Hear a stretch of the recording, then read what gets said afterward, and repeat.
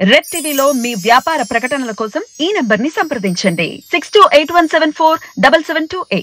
Sir Madhavi Latha గారు old సిటీలో మరి అసాదుద్దీన్ గారి పైన పోటీ చేస్తుంది ఎంపీగా. బీజేపీ ఆమెకు టికెట్ ఇవ్వడం చూస్తున్నాం.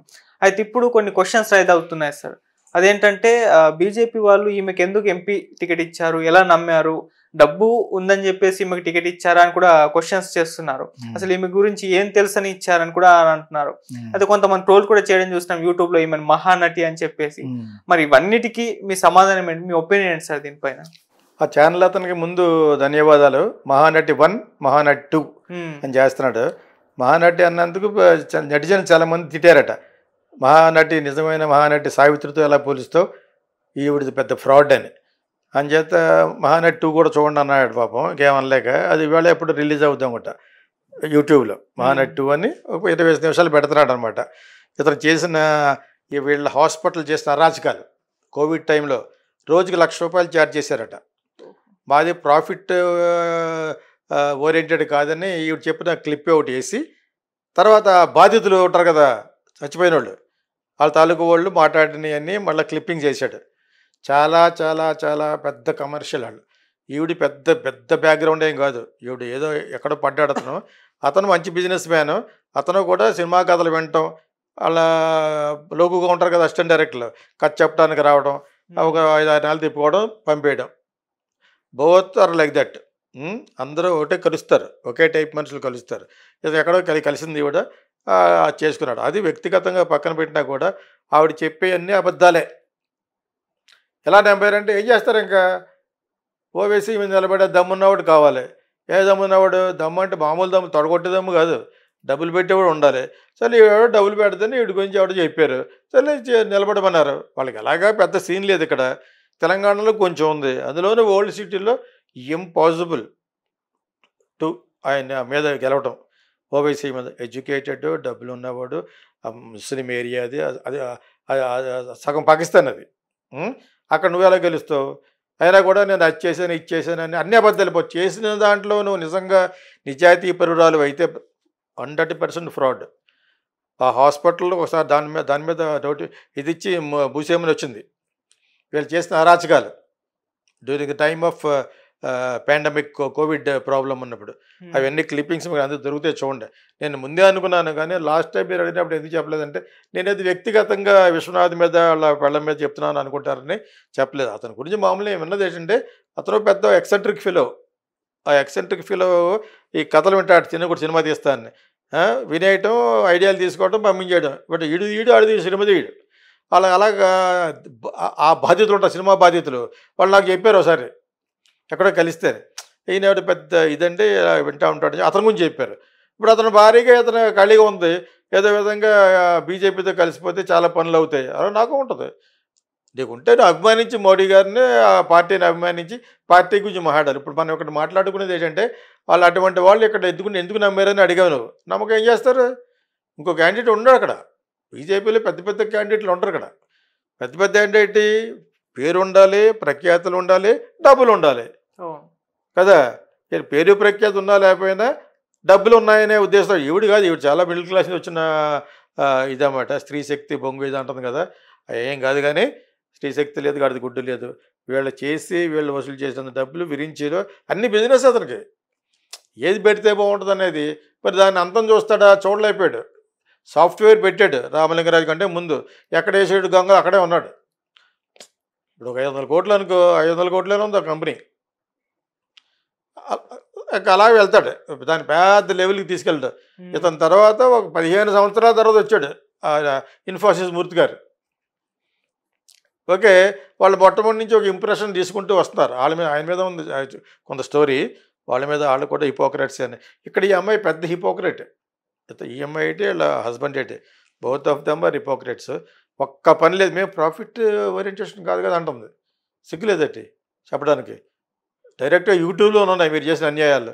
రోజుకి 1,00,000 ఆ వెంటిలేటర్ పనిచేసేది కదట. వీళ్ళ వల్ల చాలామంది చచ్చిపోయారు. వీళ్ళ మీద గవర్నమెంట్ రిపోర్ట్ యాక్షన్ కూడా తీసుకుంది.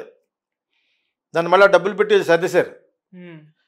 Anything will happen in India కదా, డబ్బులు ఉంటేనే. ఆ విధంగా సర్దారు. అదర్వైజ్ ఆవిడ పెద్ద క్యాండిడేట్ కాదు.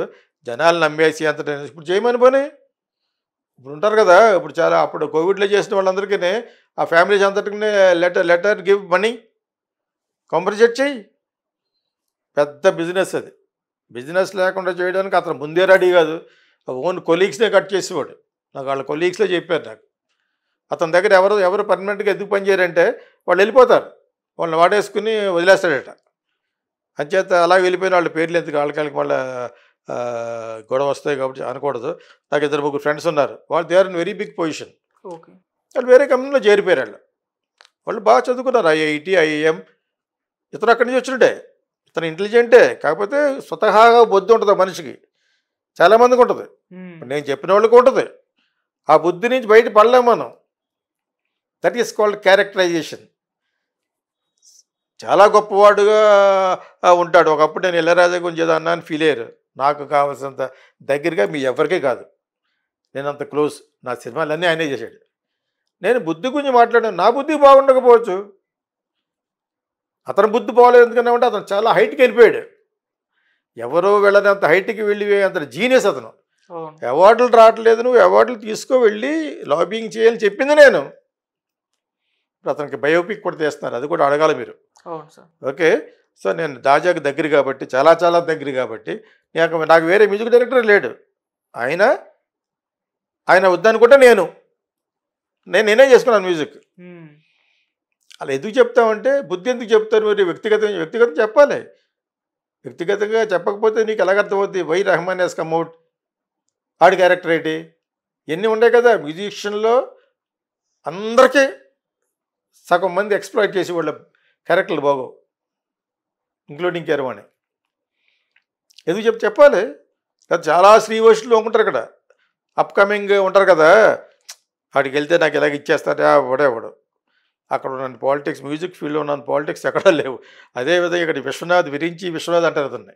విరించి సాఫ్ట్వేర్ ఎయిటెడ్ ఫస్ట్లోను. ఆ విరించి విశ్వనాథ్ పెళ్ళం అది ఫస్ట్ వైఫ్ కాదనుకుంటే ఇవిడ. ఐ డోంట్ థింక్, నాకు అది కరెక్ట్గా తెలియదు. కానీ ఇవిడ ఎక్కడ తగిలింది అతనికి, మనోడికి. అర్థమైందా? ఈవిడ చాలా చాలా పూర్ బ్యాక్గ్రౌండ్ నుంచి వచ్చింది. మేము ఎలా కాదు, మేము ప్రాఫిట్ కదా, సిగ్గులేదని చెప్పడానికి రెండోసారి చెప్తున్నాను. సరే, డ్రింగ్ అవుట్ 100 కేసులు ఉన్నాయి అలాగా. ఇప్పుడు వీళ్ళ హాస్పిటల్ అర్జెంట్గా పెట్టిందే దాని గురించి. ఒక మంచి సెంటర్లో పెట్టారు, విరించి హాస్పిటల్స్ అని.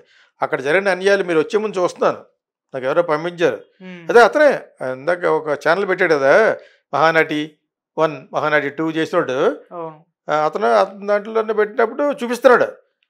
పాపం ఏడుస్తూ మాట్లాడుతుంది. చచ్చిపోయిన వాడు సిస్టర్ ఎవరో, ఎలాగ అంచెలంచెలకి వీళ్ళ దగ్గర ఎన్ని లక్షలు తీసుకున్నారు. తీరా అక్కడికి వెళ్ళి చూస్తే ఆవిడ కొంచెం బాగా తెలుసు అనుకోండి, అన్నీ చెప్తుంది. చూడడానికి అలా లేరు, కానీ అమ్మాయి డల్గా ఉంది. చెప్తుంది అలా వెంటిలేటర్ పనిచేసేది కాదు. మొత్తం చంపేశారు. కోవిడ్ అనే పేరు మీద సరైన ట్రీట్మెంట్ తెలియకపోవటం ఒకటి. వీళ్ళ దగ్గర ఏమైనా డాక్టర్లు ఉంటారు, ఎవరున్నాడు? పెద్ద హాస్పిటల్కి గతిలేదు ఈ రోజున. మనవాడి వీళ్ళ యొక్క యాటిట్యూడ్కి పెద్ద వాళ్ళు ఉండరు. అందరికీ తెలిసి వీళ్ళ గురించి. మరి మోడీ గారికి వాళ్ళకి తెలియదు. వాళ్ళు ఏం చేస్తారు? ఎవడో డబ్బున్నవాడు కావాలి, వచ్చింది ఓవైసీని ఓడిస్తాను వచ్చింది, అది అలాగే జరగదు అది. ఓకే, నిలబడమన్నారు. రేపొద్దున పార్టీలో ఉండి 4-5 ఎమ్మెల్యే కూడా ఖర్చుపెట్టి అంటారు. అర్థమైందా? వాళ్ళు వాడుకుంటారు. మనకు వేరే గతి లేదు, ఇంకా బీజేపీ ఉంది. ఇంకా అర్థమైనప్పుడు 4 వరస్ట్ ఫిల్లలు ఉంటారు, అందులో బెస్ట్ వరస్ట్ ఫిల్ తీసుకుంటాం మనం, అంతేనా? ఆ విధంగా అయిపోయింది. ఇప్పుడు అంతర్జాతీయంగా మోడీ గారికి చాలా పేరు ఉంది. ఎక్కడ రష్యా, ఎక్కడ యుక్రెయిన్, వాళ్ళ యొక్క ప్రాబ్లంను కూడా సెటిల్ చేయమని మోడీ గారిని అడిగారంటే మంచి పేరు ఉన్నట్టు కదా. భారతదేశానికి చాలా మంచి పేరు ఉంది ఇప్పుడు.